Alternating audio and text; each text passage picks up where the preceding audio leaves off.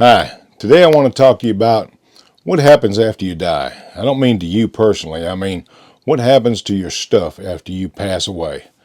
Do you leave a mess for your children to have to deal with or your loved ones? Well, if you're 50 years or older, maybe in your 60s, 70s, or even 80s, I'm sure the question of your own mortality has crossed your mind.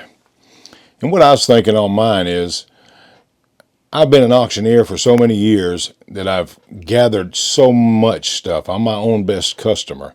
When I pass away, do I want to leave all that for my daughter to clean up? I don't think so. And there's another reason why it'd be a good idea to take care of it now instead of. Here's my thoughts on this. Social Security really don't cover a whole lot. And as you get older, instead of this stuff that really means a lot to you that may not mean nothing to anybody else but you. I mean, there may be some sentimental items here and there, but if you look at mine, I got 18-wheeler trailers full of junk that I bought and yards full of boats that don't go nowhere and just all kinds of stuff. I can't pass a bargain. I don't know what the deal is. Now, tools, I got a lot of them, and you can never have too many tools is what I think. But other than that, here's what I'm thinking about doing, and I wouldn't mind even recommending for other folks to do it because I think it's a good idea. I put a lot of thought into this. If you just start minimizing, decluttering, I guess they call it nowadays or whatever, just start getting shed of stuff. Turn it into cash. Use that cash for something that you want, whether it be a trip or to close the gap of some Social Security, like where the check don't go as far as the rent needs to be taken or something like whatever it takes. You can always use a little extra money. But just start selling that stuff. Take it and get what you can. Donate what you don't want. I mean, maybe if it helps somebody else, you're blessing them. That's fine. But if you got stuff that you know your family ain't going to want, there's always somebody else out there that does want it. I mean, I bought it, and I bought it off somebody who had bought it off of somebody who wanted it. So, there are people out there that want it. They just may not be kin to you. So, you take some of that stuff and you start selling it, whether it be on Marketplace, eBay, or wherever you can. Whatnot, I guess, is the new thing now. Just start getting shed of some of your stuff. Make it easier for your children. Get it skint down to where you ain't got a whole lot to worry about. And then if you do decide to go traveling or something, it ain't like you got a whole warehouse full of stuff you got to secure. You take what you sell, you take it and you put it in what I like to call the little 2-jar method. Whatever I sell, I put it in one mason jar until that jar fills up. Then I'll take it and cash it into bigger bills and put it in the second mason jar and then go back to filling that first one back up again. And eventually, it'll add up quicker than you think. And what that does is when you do pass, they're already going to be dealing with a lot of grief. Your loved ones, your spouse, your partner, whatever they go by these days, are going to be dealing with a lot of grief. Hopefully, somebody will be grieving you, right? And I don't think they want to sit there and have to compound that grief by digging through all your stuff, trying to sort it out, dumping it. Oof, that'd be the worst, wouldn't it? Dumping it.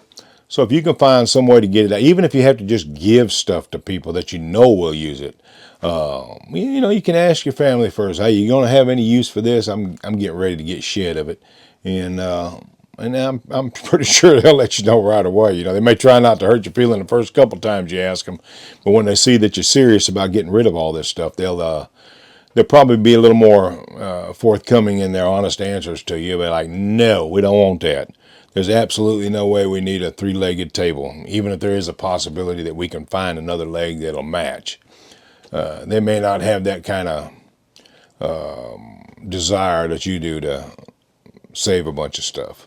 So, if you can get rid of that stuff, you put a little money back, use it for something that you can use it for. And it may not be nothing more than a night out on the town. It might be a trip to Vietnam. It might be a trip to the Grand Canyon. Who knows? At least you're using it for something. It may cover a bill. It may come up with a down payment on another car for you if your car is getting older, maybe even a car repair. There's no telling what you could do with that money. All this stuff you paid good hard cash for, you may not get what you got in it out, but at least you get something. And it beats the alternative of where it just, ends up on the side of the road waiting for a truck to come pick it up or something. So that's one thing to consider when you pass, to kind of help the children and the family or whatever, just to move it away. Now, there's going to be certain things that you don't want to get rid of, and you would like them. I got a whole safe full of stuff right here that, I don't want to sell it off. I mean, I might. There's a lot of guns in there and swords and old cannonballs and stuff like that. But, I might sell it off one day. Who knows? But, I mean, I would ask my family first. They may want it, especially some of that I've had for a while. Just some way to... And it makes you feel good, too. When you start getting rid of all the stuff that you got, you start feeling more free, like you're liberating yourself, And I plan on doing some serious traveling once I retire. I'm just turned 66. I'm going to try to wait till I'm 67. That's why this channel focuses on the 50 and over crowd, particularly in the 60s and 70s. But not leaving out the people in their 80s, because I've seen some folks in their 80s that'll run circles around me. But, you get out there, you do a little traveling, you live life like you're supposed to live it when you retire. You don't want to just sit around and do nothing, because then you'll get bored. Anyways, I'm starting to ramble on that. I'm just thought I'd bring that to your attention, see what you think about it. If you got any ideas of a good way to get rid of that stuff. A lot of people like me, I guess they call it ADHD nowadays. They just called it wasn't paying attention when I was younger. There's ways for you to declutter, even if you're afflicted with that not so rare disease. And it really is liberating once you start. I've done a little bit here and there, and it's very liberating to you, to just like a weight off your chest each time you get rid of something. And next thing you know, you got more room than you need. Feels comfortable when you walk in. You ain't stepping over crates. Cats ain't hiding from you from under one of the boxes or something like that. Just... Anyways, if you have any ideas better than what I've thrown out there, I'm sure you do. I promise you that. I ain't no rocket surgeon or anything like that. But if you have better ideas, put it in the comments. Tell me. I may use a bunch of them ideas. If not, we'll share them with other folks anyways. And if you're sitting around, you're wondering, like I said, I gear this channel for the 50 and over crowd.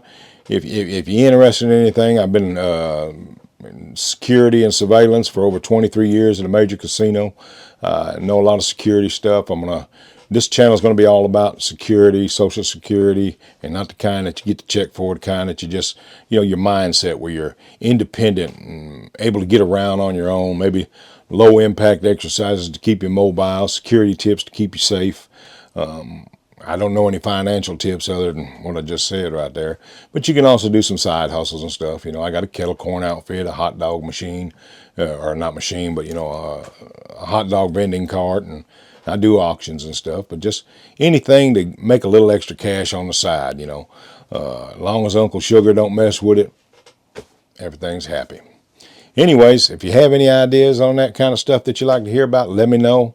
I did do a good little parking lot safety one. If you want to see it, I'll put it, I think they do it like this. I'll put it up here in the corner. So check it and see. It's just old Hutch. I hope you get some kind of use out of this. Stick around. We'll talk at you later.